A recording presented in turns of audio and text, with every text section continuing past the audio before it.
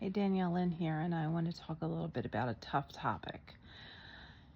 If you have a loved one on hospice and they are drawing near the end of their journey, and they're starting to get to the point where they're not eating, they're not communicating, they're not really responsive.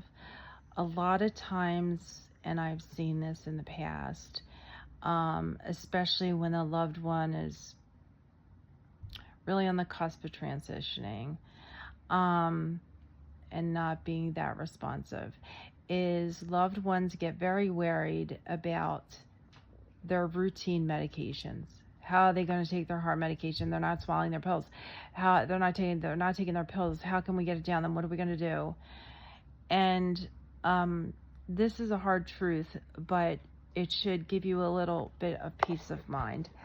When your loved one is on hospice and they get to that point where they're nearing the end of their journey, this is why we typically tell you to focus simply on the comfort medications. And lots of times, if your loved one was in a facility, we would probably discontinue all of the routine medications, because what's happening is your loved one's organs are starting to shut down.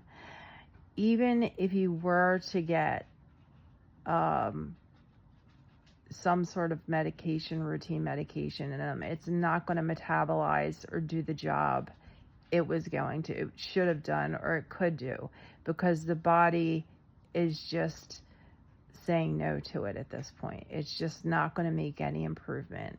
So as much as it's jarring and upsetting to see your loved one, hear a nurse or somebody say, don't even bother with the other medications, just give the comfort medications.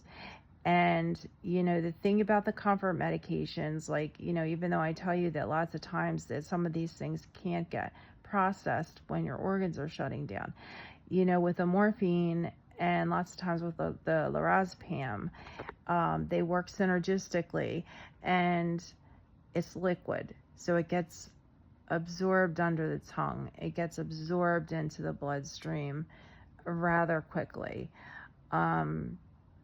So don't be discouraged. This is all part of the process. You are not neglecting your loved one. You're not hurting your loved one. You are comforting them. Because think about when you have a stomach virus and somebody says, do you want toast? You're like, get away from me. Just the thought that you said it makes me want to vomit. So I want you to